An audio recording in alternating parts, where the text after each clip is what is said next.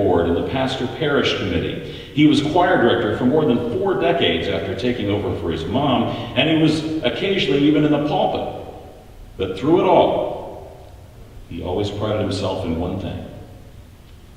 Whenever there was a church supper in basement, he was the first one there.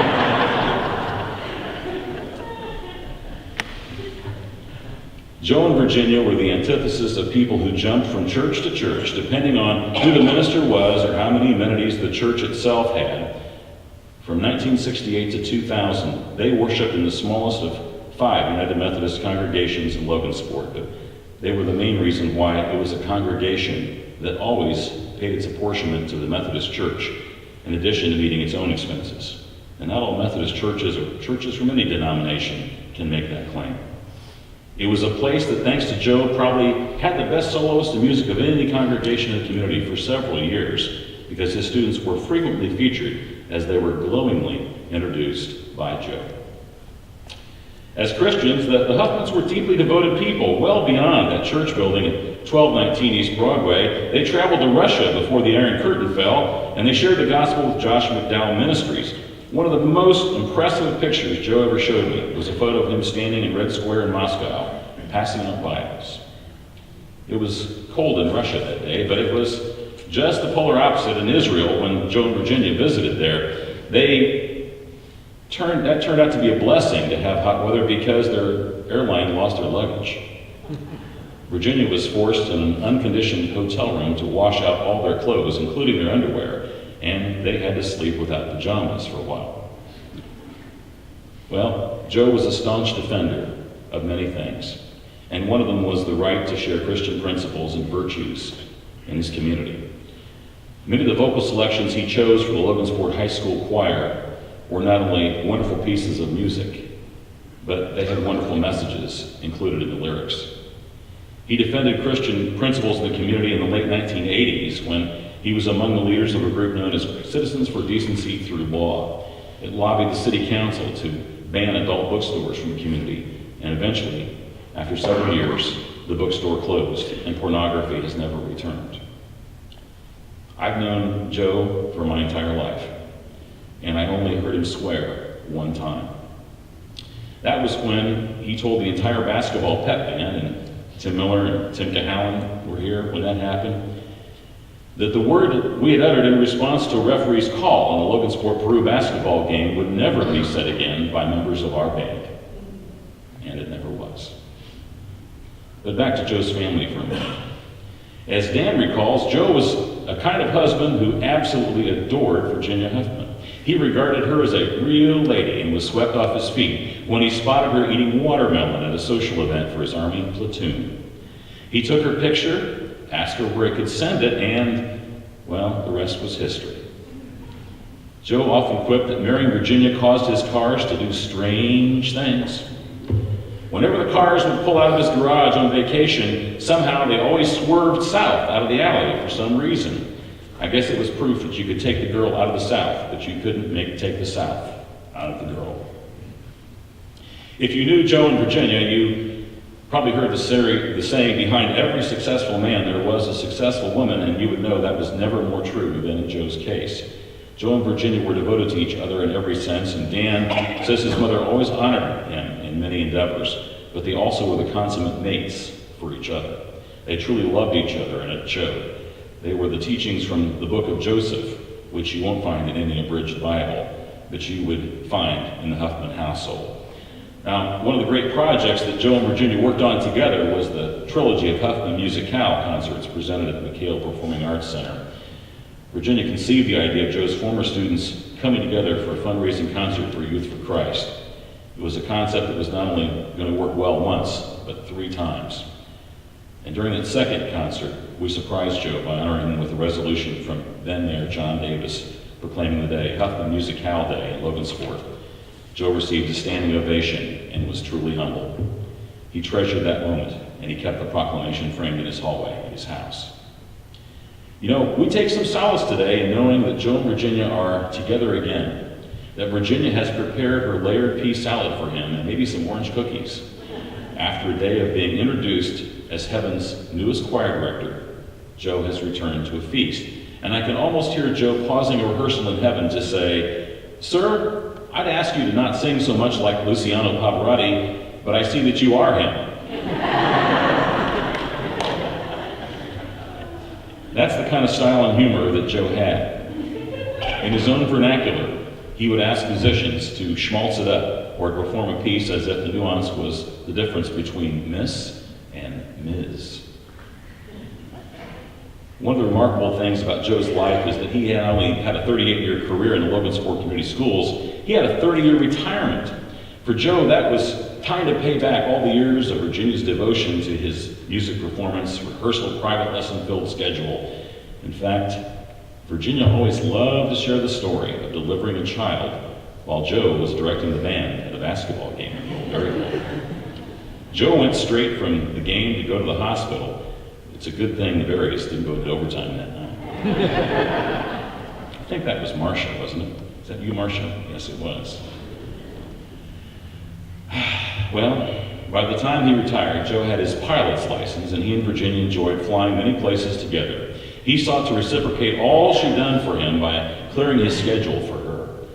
And did she make plans? Joe told me when we had lunch about a year ago that one of the things they both enjoyed was that they not only could take tours to other countries, but she could plan little side trips that she'd scope out in advance and plan the things that were the icing on the cake in all these trips they took. By the time they had finished traveling, they had made it to every continent except Antarctica.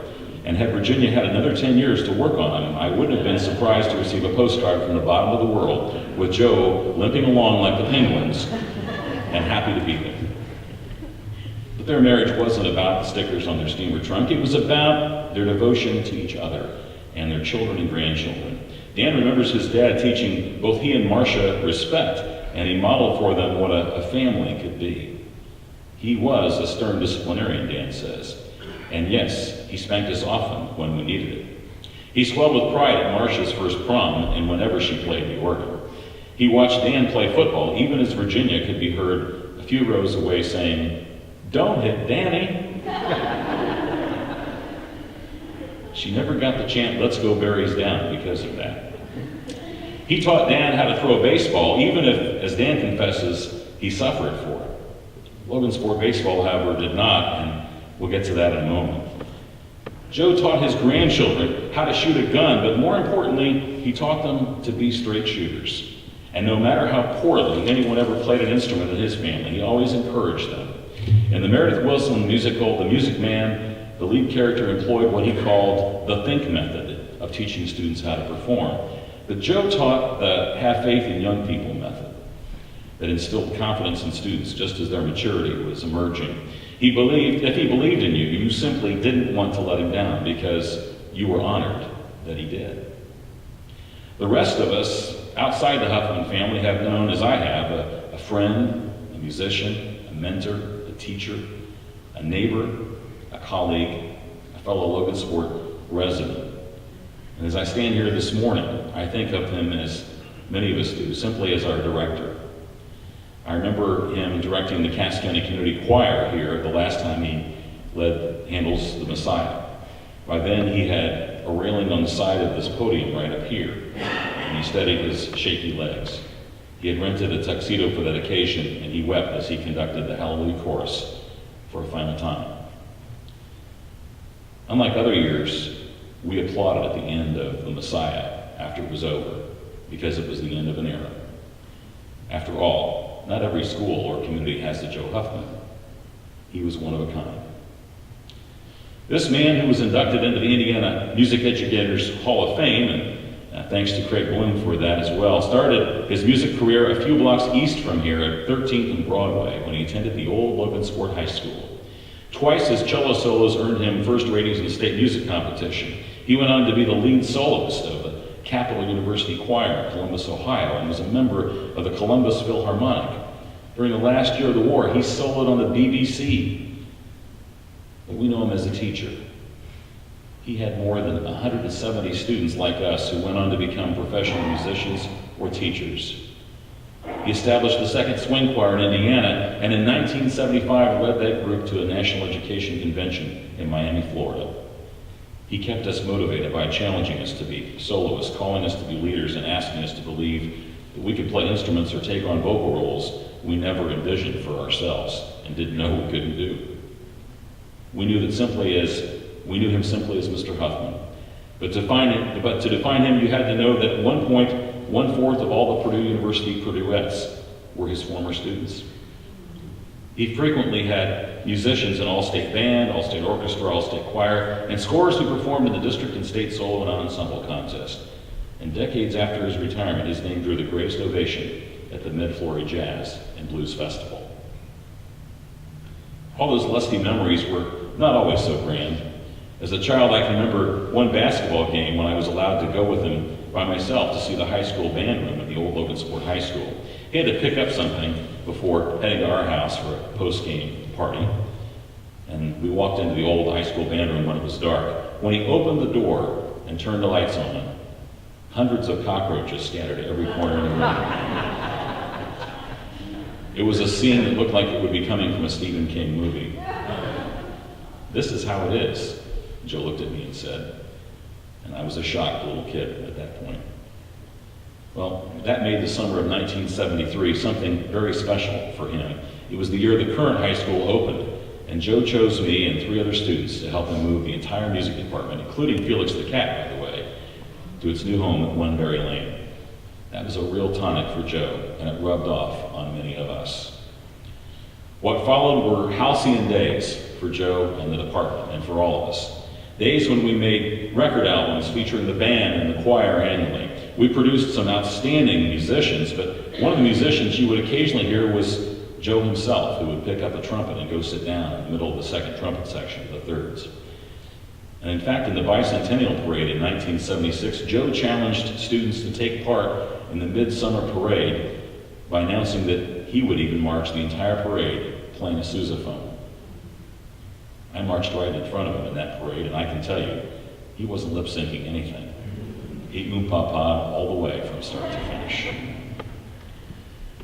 You know, before he retired, the department even earned a mention in the New Yorker magazine for what kind of music was played at Oneberry Lane.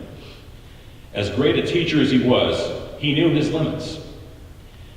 Before the start of my senior year in 1975, he sat down with me at my first private lesson. I had already taken lessons from him for 6 years. We were in his basement at Burlington